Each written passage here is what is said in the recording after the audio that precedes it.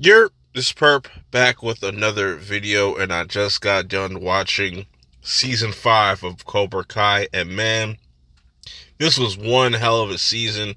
Every year when this comes out, I feel like a lot of like Cobra Kai fans ask themselves like, what can they do to top themselves this time?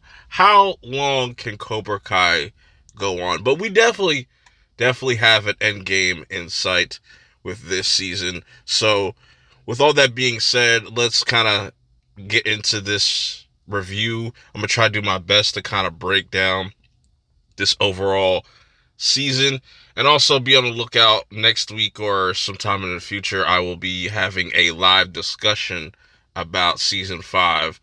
I'm going to give some time for some people to kind of get around to watching it so we can get on live and discuss it and kind of give our thoughts on where they can go with the ending. Will season 6 be the final season of Cobra Kai? Yes, so with all that out the way, let's get right into the review. Starting with the beginning, with the first couple episodes, you know what I'm saying? Cobra Kai is starting to make an impact. They want to go global. We get a lot more information about Silver and what he ultimately wants to accomplish, which I say there is an end game. Chosen definitely gets a lot more love throughout this season, and he's kind of living with Daniel and the LaRussos, and Amanda's kind of really not having none of that, so that's pretty interesting. She's kind of fed up with the whole karate stuff as usual. Johnny and Robbie are on their way to try to look for Miguel. Robbie doesn't know this, but he gets pretty much the info as these episodes go on, and it leaves for them to get some really interesting character development and some father-son bonding time as well. While LaRusso decides, maybe it's time to kind of shut down shop, so he closes down the studio, the dojo.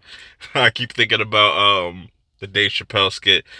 While that's going on, we had this big kind of storyline. Well, they kind of teased this at the end of season 4 when Miguel was going to go look for his father. And I know a lot of people were kind of iffy about that storyline, but it kind of gets resolved pretty quickly, which I'll get to that in a moment. But switching things back to LaRusso and Chosen, because they are doing some really interesting stuff in this season as far as them trying to come up with a plan to stop Silver from growing Cobra Kai and becoming more widespread, because they can't, teach karate, so they have to go do things by other means and whatnot, which kind of gets them into some trouble, you know what I'm saying? Definitely kind of blows up Daniel's life. I do, however, like the way that this was kind of presented, where Chosen was going to kind of act like a sensei undercover to kind of get a sense of who Silver is, but that does not really last that quickly, because he definitely starts to suspect that there's something up with Chosen. But what I really like about this is you have this arc with Tori and her kind of just feeling guilty with knowing what Silver did and him pretty much cheating and her not really earning that title. So that kind of is interesting that they kind of line her character up with Chosen, because Chosen was known for taking like kind of shortcuts and kind of doing the same thing. So I kind of like those two's interaction. Going back to Robbie and Johnny, as they have to kind of come up with a way to get more money so they can travel a little bit more, because they're just kind of stuck in a rut. Like the van kind of got a flat and whatnot and got towed. It's a lot of problems ever since they went down to Mexico and whatnot. So they come up with this whole scheme or this whole plan that hey, there's this guy that's charging money for people to eat these peppers. And I like how Robbie kind of steps up to the plate and is that kind of character, kind of shows his wit a little bit. He shows a lot of his wit in that he's not completely just dumb. He's very smart. He can kind of really think under pressure. He uses a lot of his techniques that he uses to kind of win this competition so they can get this money so they can, continue their trip, or not continue the trip, but continue to look for Miguel. So while Tori is trying to figure out what she should do, because she is kind of playing a double agent, we'll get into that, Miguel finally meets his father, his actual real father, and his mom never told him about him, so he kind of walked into a trap here. But it's definitely not what Miguel expected, his father to just be this drug dealer, you know what I'm saying? And it even gets to the point where Robbie and Johnny finally get to cross paths with Miguel, but they're wearing these FBI shirts, which are like full female body inspectors, and that kind of alarms Miguel's father, and this really is where you get to see his true colors, and where Miguel is just left with disappointment. And he says to himself he should have listened to his mom. You know what I'm saying? His mom warned him that you might be disappointed, even though she was kind of beating around the bush. Like, she should have just came out and said, like, look, this is who your father is. But, it is what it is. But going back to LaRusso and Chosen's whole plan to kind of infiltrate from the inside kind of starts to fall apart as Silver kind of picks up on the lies, and he shows how smart he is in this whole entire series, and how calculated he is, and it's really hard to kind of just be one step ahead of him. What leaves Silver to confront Daniel about him sticking his nose where it doesn't belong, and it does have some ramifications, but this reintroduces Mike Barnes' character, where I thought they were going to do something different with his character, where he was going to kind of play into that big bad guy, but they completely did something different with his role. It even gets to the point where Chosen and Mike Barnes start to kind of throw hands, and it just becomes a misunderstanding. So, we'll get back to Mike Barnes very shortly, though, because him just even helping LaRusso puts his kind of livelihood in jeopardy as well. And it seems to be like a pattern. Anybody that kind of comes across like LaRusso, just bad things start to happen. So we get this really dope scene of Sam completely just in shutdown mode. She just doesn't know how to feel. She's really at this point like a sore loser.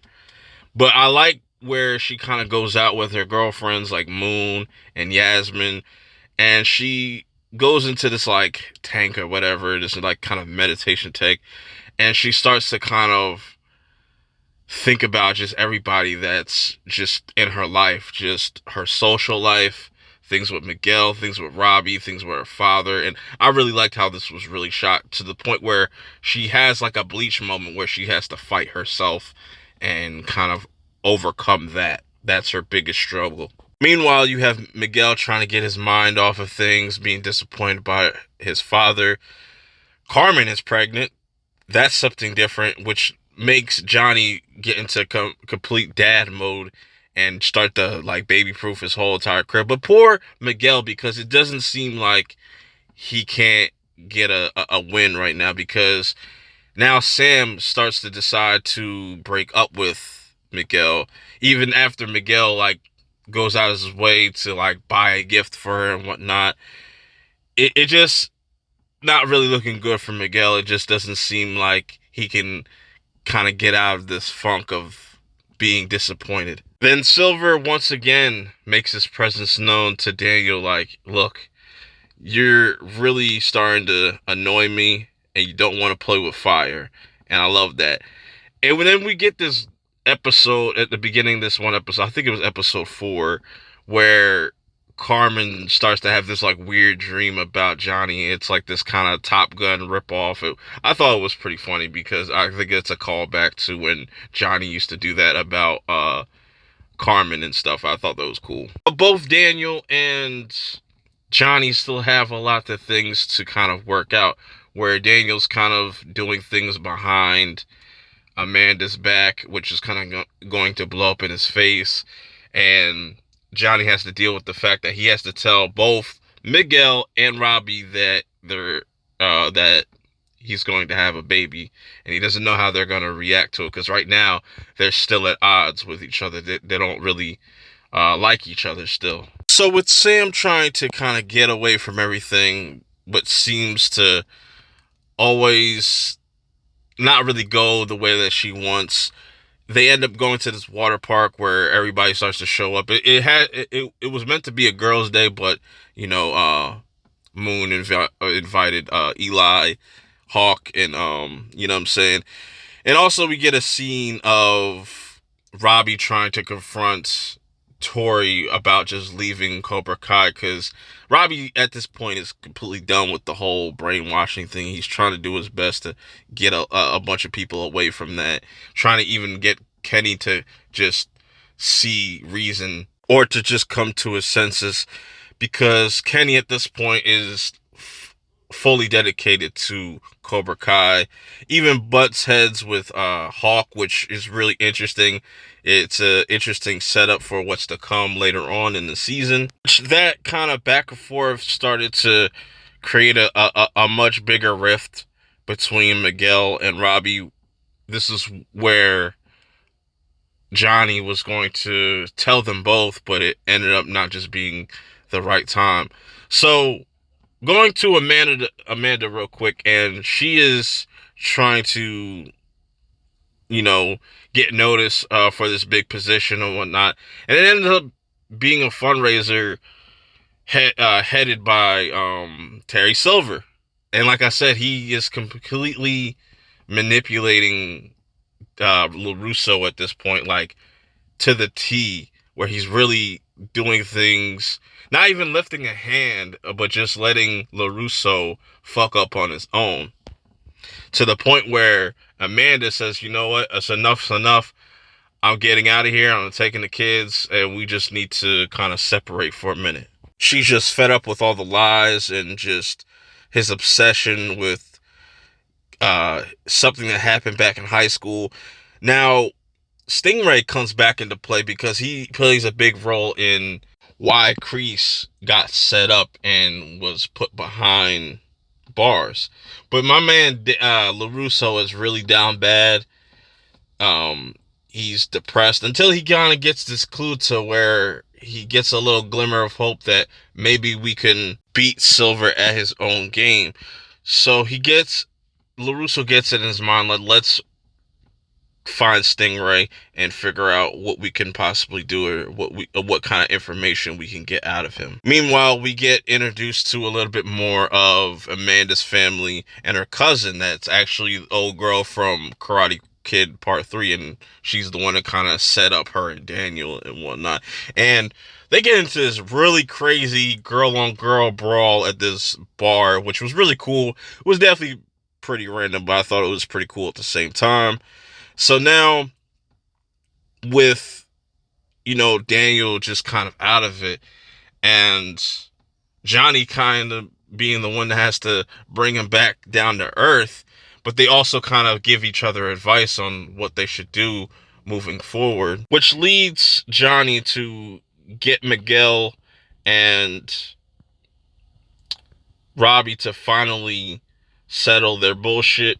And this was a really good fight because there was no refs, nothing got in their way. They're able to get all their shit out, and it was a clear winner that Miguel is the superior fighter. He beat Robbie fair and square, and he accidentally lets it slip that, oh yeah, he's having a baby. And it's a good time that they did it at this point, because if he would have dropped that news where they were kind of still bumping heads, it would probably blew up in his face. But they kind of reacted like really surprised, like they're really excited to hear this news. So then Daniel tries to go figure out what's going on with Stingray, but ends up getting trapped by Silver, and Silver ends up whooping Danny's ass to the point where he leaves him in the bed, just defeated.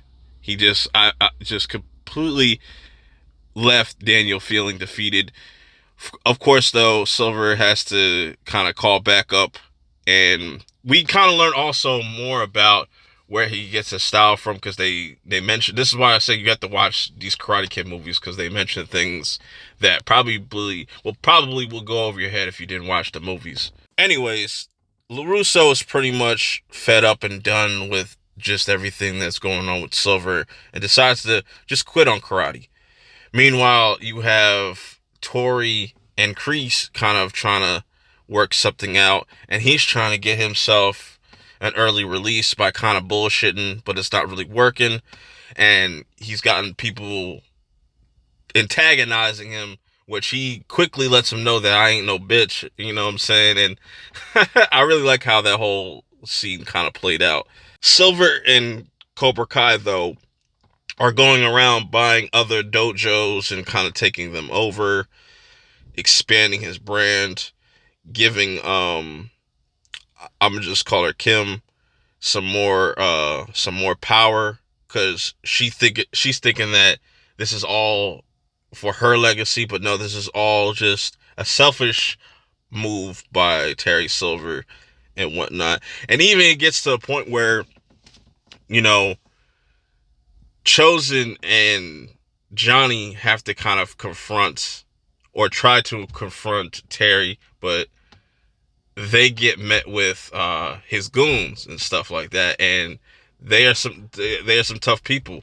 They struggled with just like one of their peoples and whatnot. So that was really cool. That was really great moments, seeing like the Karate 2 antagonist and the Karate Kid, the original Karate Kid antagonist, kind of just going over their past memories. That was really funny and entertaining. Finally, Amanda's able to kind of get Daniel to snap out of it and get back into being a sensei, seeing all the people coming together and relying on him and everybody else to stop Cobra Kai from expanding. Now we finally get some answers on what Silver really wants to accomplish, not only making Cobra Kai a world-wide name.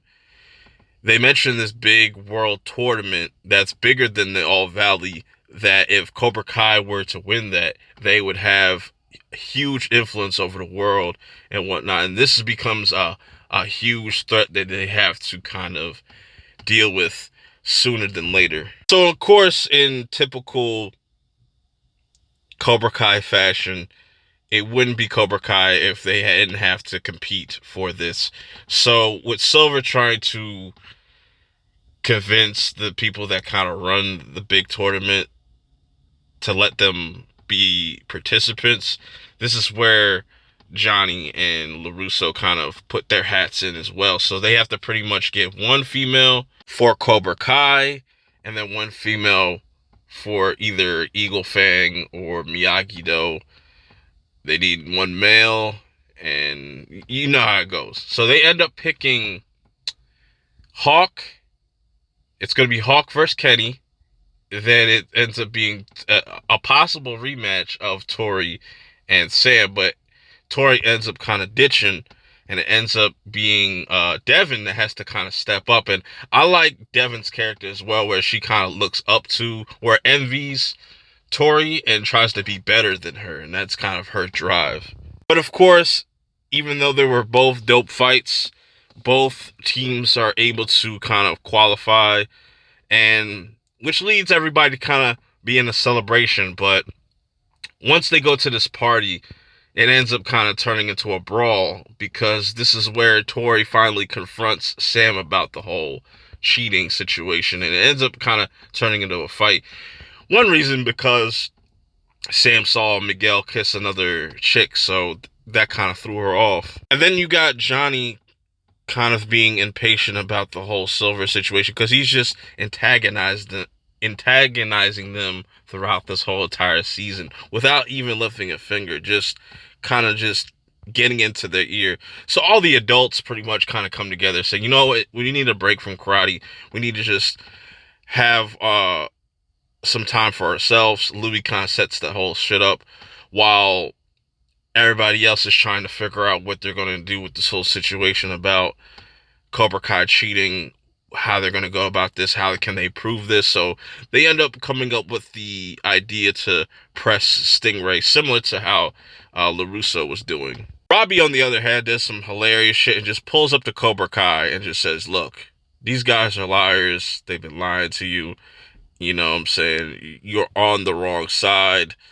So this was pretty interesting. This was a really funny random scene, but I felt like it was kind of effective while all this was going on.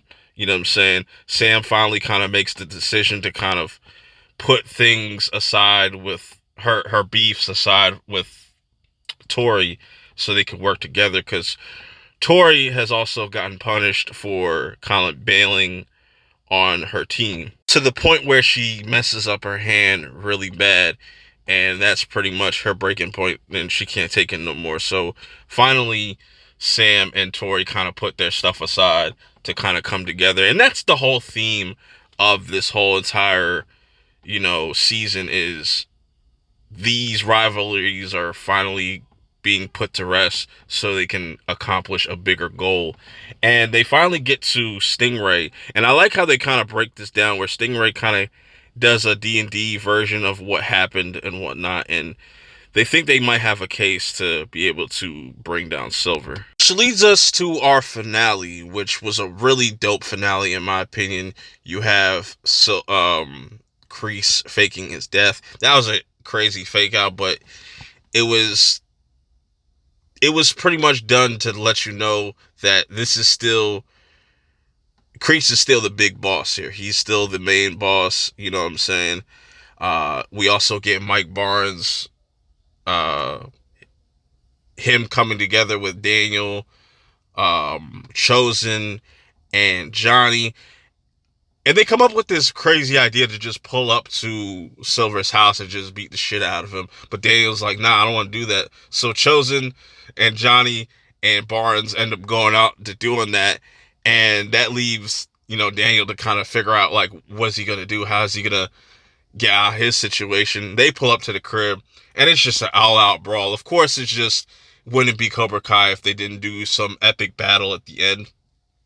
And they, of course, they did that with the kids as well. They fought in the new Cobra Kai dojo, and I like that Kenny was the first one to swing, and he swung on Miguel.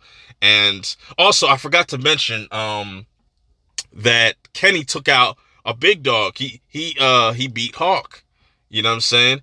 Using some type of technique he was learned that was learned to him by Silver and whatnot. That's a deadly move too. But that lets you know that they definitely put Kenny over in this season as well. So pretty much what they have to do is upload this footage of Terry Silver confessing, and it pretty much will fix everything, and it'll put Stingray's name in the clear and whatnot. That it will show that he was being manipulated. Like I said, this was really bloody. People were losing limbs and stuff. I was like, wow. That's another thing too.